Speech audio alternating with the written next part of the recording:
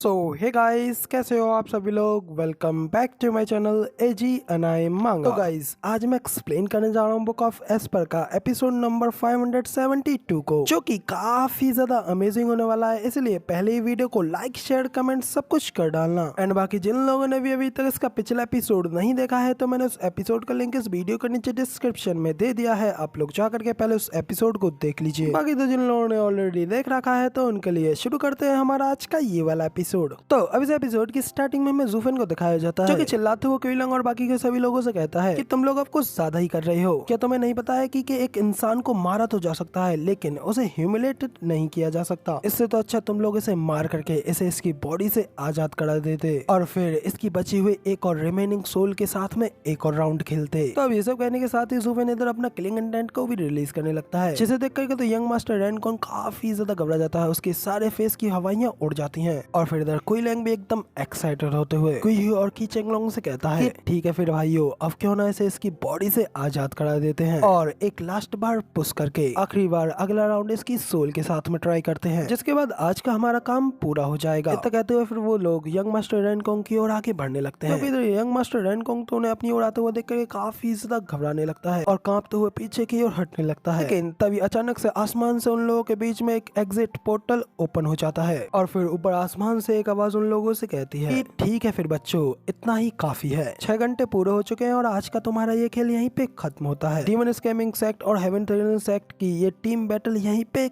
खत्म होती है। तो अभी इस आवाज को सुनकर तो क्विलिंग भी कहता है कि क्या कहा, टाइम खत्म हो गया, मगर ये कुछ ज्यादा ही जल्दी नहीं हो गया। हमने तो अभी तक उस कमीने की बॉडी को भी डिस्ट्रॉय नहीं किया था, तो फिर आखिर ये अभी इस समय कैसे खत्म हो सकता है, जबकि हम लोग तो अभी बस स्टार्ट करने ही वाले थे। तो अब ज़ूफेन आगे बढ़ते हुए कहता है कि हाँ, मगर लेकिन अच्छी चीजें ज्यादा समय तक नहीं चलती और अब क्योंकि टाइम खत्म हो चुका है, तो इसलिए डबल ड्रैगन गैदरिंग के रूल्स के हिसाब से अब हमें यहीं पर रुकना होगा। कहने के बाद फिर ज़ूफेन यंग मास्टर रैनकॉन्ग के पास जाते हुए उसे स्माइल करते हुए कहता है कि ब्रदर रैन, जो होना था वो हो गया और जो किया जा सकता था वो कर लिया, लेकिन तुम अभी भी स्टिल अपने हेवन थ्रिलिंग सेक्ट के एक यंग मास्टर हो, यानी के 3 गार्डियन सेक्टों के हेड। हम लोग बैटलफील्ड पे तो एक दूसरे के दुश्मन हैं, लेकिन बैटलफील्ड के बाहर तो हम दोनों एक दूसरे के दोस्त हैं ना, और दोस्ती हमेशा पहले नंबर पर आती है जबकि दुश्मनी दूसरे पर। इसलिए चलो बाहर निकलने के लिए मैं तुम्हारी मदद करता हूँ। तो क्या तुम खुद से उठ करके बाहर निकल सकते हो या फिर मैं अपना हाथ बढ़ाऊं? तो इधर ज़ूफेन को इस तरीके से करता हुआ देख करके बाहर से सभी लोग तो उसके बारे में सोचते हुए अपने मन में कहते हैं कि सचमुच ये बंदा कितना बड़ा पाखंडी है। जबकि इस सब के बाद में वो किंग यू तो कहता है कि तो आज के दिन मैंने ये रियलाइज्ड किया कि आखिर रियल डिमोनिक कल्टिवेटर्स कौन होते हैं। बेहद ही ज्यादा कोल्ड, जिनकी की आंखों में शर्म का तो कोई नाम ही नहीं होता, पूरी तरीके से पाखंडी और बिल्कुल बेशरम। और ज़ूफेन इन सभी डीमंस का एक कॉम्बिनेशन है। इसके बाद दिखाया जाता है कि ज़ूफेन और उसकी सारी टीम सुमेरु रियल्म से बाहर निकल आती है। इसके बाद अनाउंसर अनाउंस करते हुए कहता है कि डीमन स्कैमिंग सेक्ट और हेवन थ्रिलिंग सेक्ट के इस टीम बैटल में पहले वालों ने 10 लोगों को भेजा और उनके 10 के 10 वापस आ गए, जबकि बाद वाले ने भी 10 सैनिक भेजे थे, लेकिन उनमें से एक ही वापस आया है। इसका मतलब यह है कि ये लड़ाई पूर्ण अंतर से जीती गई है। और रेफरी फिल डीमन स्कैमिंग सेक्ट के टीम हेड यानी कि ज़ूफेन से पूछता है कि डीमन स्कैमिंग सेक्ट, क्या आप और लोगों को चैलेंज करने की इच्छा करते हो? इस पर ज़ूफेन भी स्माइल करते हुए कहता है कि हाँ बिल्कुल, हम और लोगों को चैलेंज करना चाहते हैं। तो रेफरी कहता है कि ठीक है फिर, तो अब तुम पूरी तरीके से फ्री हो ये डिसाइड करने के लिए कि क्या तुम अभी के अभी उन लोगों को चैलेंज करना चाहोगे या फिर 3 दिनों का रेस्ट करने के बाद में चैलेंज करोगे। तो ज़ूफेन कहता है कि पिछले मैच में तो हमने पसीना भी नहीं बहा, तो इसलिए हम लोग अगली फाइट भी अभी ही लड़ना चाहेंगे। तो अब इस पर referee elder demon soul sect के हान युनफेंग से पूछते हैं कि डीमन सोल सेक्ट, क्या तुम चैलेंज एक्सेप्ट करना चाहोगे? और अगर तुम इस चैलेंज को एक्सेप्ट करना नहीं चाहोगे, ऑटोमेटिकली डीमन स्कैमिंग सेक्ट को विनर घोषित कर दिया जाएगा, जबकि तुम लोगों को लूजर। तो तब इस पर ज़ूफेन हान युनफेंग को देखते हुए अपने मन में कहता है कि क्या इसने पहले ही मेरे सामने हार मानने के लिए नहीं कहा था, अब आखिर ये इस तरीके से हेजिटेट क्यों हो रहा है? लेकिन तभी हान युनफेंग रेफरी एल्डर को बताता है कि हम इस चैलेंज को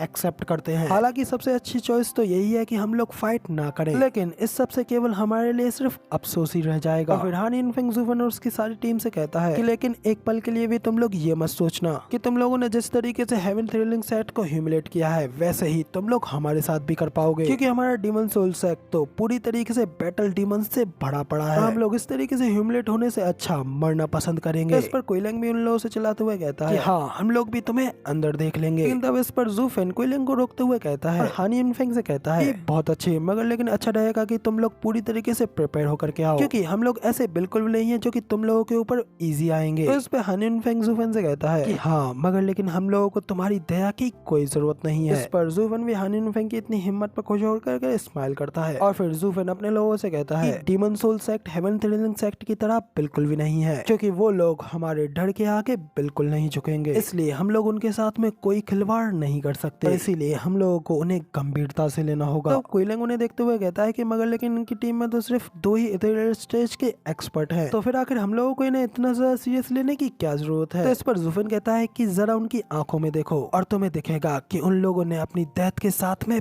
पीस बना ली है। वो लोग इस डबल ड्रैगन गैदरिंग में भी ये जानते हुए आए हैं कि वो लोग कभी वापस नहीं लौटेंगे। उन सभी लोगों के अंदर एक ट्रू स्पिरिट ऑफ कल्टीवेटर है और वो लोग बिल्कुल भी ऐसे नहीं है जिन्हें कि हम लोग एक वेस्ट समझ करके उन्हें लात मार करके साइड में कर देंगे, इसलिए हमें इन्हें अपना अपोनेंट ही मान करके एक्ट करना है। कुछ लोगों के साथ खिलवाड़ किया जा सकता है, जबकि अन्य कुछ को हमें अपनी रेस्पेक्ट देनी चाहिए। इस पे गुयू जूफेन से पूछता है कि तो क्या हमें इन्हें गंभीरता से लेना चाहिए। इसी के साथ में फिर एल्डर सुमेरु डायमेंशन को फिर से ओपन कर देते हैं और फिर रेफरी एल्डर सभी लोगों से कहते हैं कि सभी डिसाइपल्स प्लीज जल्दी से सुमेरु डायमेंशन में एंटर कर जाएं, क्योंकि मिडिल 3 सेक्टरों के बीच का सेकंड चैलेंज राउंड अब स्टार्ट होता है। तो इसी के साथ में फिर सभी लोग एक एक करके सुमेरु डायमेंशन में अंदर जाने लगते हैं कि पीछे खड़ा जूफेन रेस्पेक्ट देते हुए हान युनफेंग को पीछे की ओर देखता है और फिर हान युनफेंग और जूफेन दोनों ही एक साथ चलने लगते हैं। फिर दोनों ही एक दूसरे को पूरी रेस्पेक्ट देते हुए एक साथ आगे बढ़ने लगते हैं। तो अब इधर जूफेन को इस तरीके से देखने के बाद तो वो किंग भी कहता है कि श्योरली उस कमीने के पास में एक चार्म तो है, वो हमेशा ही एक असहनीय कमीना बनकर के नहीं रहता। तो इस पर यानमो भी कहता है कि इस समय डीमन स्कैमिंग सेक्ट अपनी पूरी पीक पर है, इसलिए इस समय इस लड़के जूफेन को तो उन लोगों के ऊपर डोमिनेंट एक्ट करते हुए वाइल्ड और उग्र होना चाहिए था, मगर लेकिन अब जब वो वैली में एंटर कर रहा था उसने हान युनफेंग के आने का इंतजार किया और फिर वो दोनों एक साथ आगे बढ़ करके वैली में एंटर किए, तो ये तो एक सम्मान का प्रतीक है। इस पे वो किंग भी कहता है कि हाँ, तुमने बिल्कुल सही कहा। जूफेन का पर्सपेक्टिव बिल्कुल ये है कि तुम मेरा सम्मान करो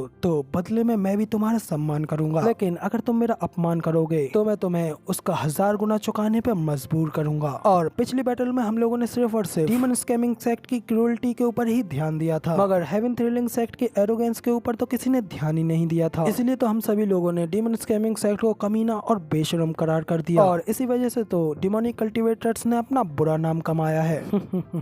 आखिर क्या दुनिया है ये। इस पर यानमो भी स्माइल करते हुए वो किंग से कहता है कि आखिर ये किसने सोचा होगा कि एक राइटेस कल्टीवेटर हम डिमोनिक कल्टीवेटर्स के कष्टों को जान सकेगा। तो इस पर वो किंग भी हंसते हुए कहता है कि क्योंकि मैं एक राइटेस कल्टीवेटर हूँ और मुझे सहनशीलता की जरूरत है, और इस बात के ऊपर मैं बिल्कुल भी पक्षपाती नहीं हूँ। डिमोनिक कल्टीवेटर्स कमीने और पैरानॉइड्स तो हो सकते हैं, लेकिन जरूरी नहीं है कि वो हमेशा ही गलत हो। बाय द वे मुझे एक बात बताओ, जूफेन मुझे इतना ज्यादा अनुचित तो नहीं लगता। तुमने पहले मुझसे कहा था कि उसने लगभग तुम्हें मार ही डाला था, तो फिर मुझे बताओ कि आखिर तुम उसे नाराज करने में कैसे कामयाब हो गए। तो वो किंग इस बात के ऊपर तो वो भी नाराज होते हुए अपना मुंह फेरते हुए कहता है कि इससे तुम्हारा कोई लेना देना नहीं है। तो वो किंग अपने मन में कहता है कि डिमोनिक कल्टीवेटर्स हमेशा तमाशा खड़ा करना पसंद करते हैं और काफी ज्यादा छोटी सोच वाले होते हैं, और जो उन्हें चाहिए वो उन्हें पाना ही होता है, इसलिए जब वो दोनों लोग मिलते हैं तो चिंगारी तो उड़ती ही है। क्योंकि राइटेस कल्टीवेटर्स पाखंड का मुखौटा पहनना पसंद करते हैं, इससे चीजें ठीक हो जानी चाहिए, है ना। डिमोनिक कल्टीवेटर्स चिड़चिड़े और उग्र होते हैं, जबकि राइटेस कल्टीवेटर्स दिखावटी और शांत होते हैं। हालांकि इनमें कौन बता सकता है कि इनमें से आखिर असली डीमन और असली न्यायिक कौन है। तभी इसी के साथ में हमें फिर से सुमेरु डायमेंशन का सीन दिखाया जाता है कि अब उसके अंदर दोनों टीमें एक दूसरे के सामने खड़ी होती हैं। तब इधर जूफेन डीमन सोल सेक्ट के लोगों से कहता है कि मैं एक बार फिर से कह रहा हूँ कि अगर तुम सभी लोगों में से इन 9 लोगों को पार करके मेरे पास में कौन आ सकता है। जब तुम सभी लोग मेरे इन साथियों को पार कर पाओगे तभी तो तुम लोग आकर के मुझे फेस करने की हिम्मत कर पाओगे, इसलिए मेरा सामना करने से पहले तुम्हें इन लोगों को पार करके आना होगा।